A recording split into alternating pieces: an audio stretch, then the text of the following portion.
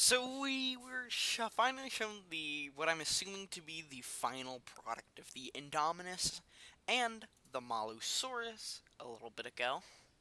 So I'm going to be explaining everything we know about them so far that I could find. So it's actually going to be pretty similar to the pitch coconut Brachiosaurus from the throwback event. How that worked. I think it was every 2 to 4 hours. This little coconut tree would spawn in, and it would despawn after 15 minutes. I think. I don't remember since I never really did, since I didn't have time to waste on that.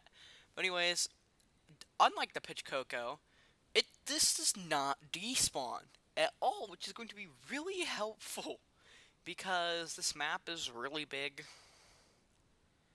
and there's a lot of trees, grass, and just a lot of stuff that'll get in the way if it were to be able to despawn. And as you can see, it spawns every 2 hours, and you can even sniff for it using the T key, which, if you've ever used the T key before, I can imagine you have. It shows living things, dead things, snacks, etc. So then you would have to start a damage quest here, which you would deal 10,000 damage to NPCs, players. I'm assuming nests also count because you can do damage to those, and anything that has health you can do damage to. Unless if that's changed, or that's just not wrong. It says do not die, which I'm going to assume is going to reset your progress, or maybe even cancel out the mission. Which would really suck, having to wait another 2 hours if that was the case.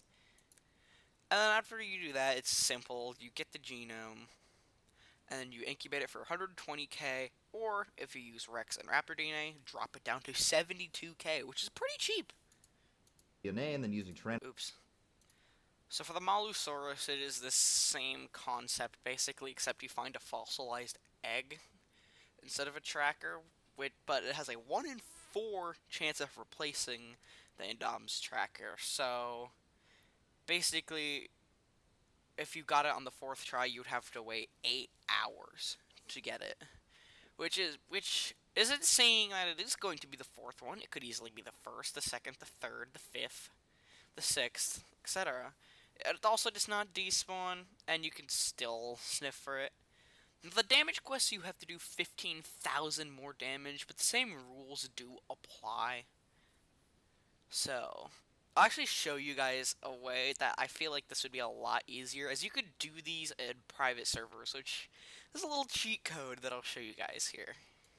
And then you just incubate the genome for 150k, or bring it down to 90k with using Rex and Raptor DNA.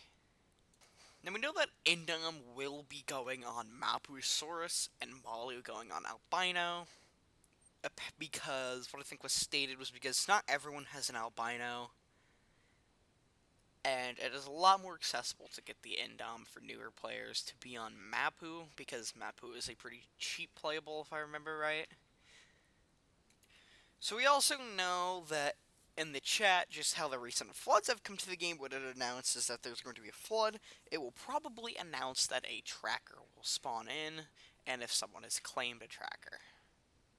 So if you go into a private server here, a little trick here is if you go to your private server, you can actually change the stats here. Let's just say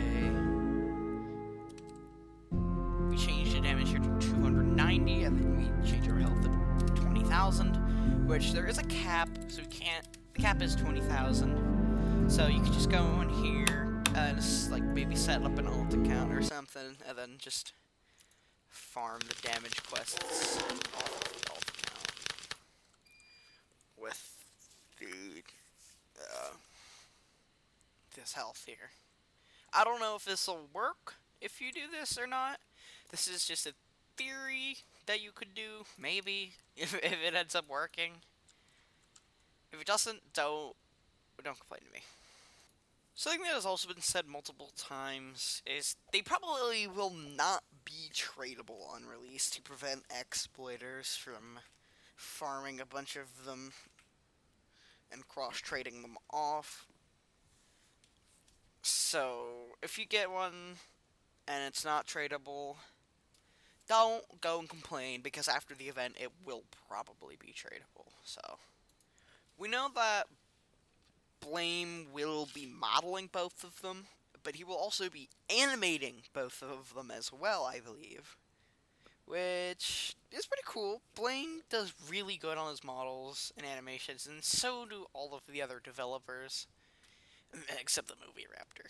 Just kidding. So, if you didn't also know, the part 2 of this event will be releasing on August 1st. Let me actually go double check that I got that right. Yeah. And then the event will be ending on September 2nd, giving us a whole month and a day after part 2 comes out to complete the event. So if I were you, I would definitely gather up a bunch of amber for the new skins once they come out, because they will be obtained the same way besides Indom Malo. Like Giga, Galley, Dilo will all be obtained from amber, just the same as these other skins that we got in part 1. I would advise to get a couple hundred as well, just because the part 1 dinos will still be obtainable, which means you might not get the part 2s from just maybe 50 amber or something like that. So grind up quite a bit. With that, that'll be the end of this video. I finally come back from my vacation, and I would not only like to thank you guys for supporting me, but I'd also like to thank all the developers working on this update, because it is going to be amazing.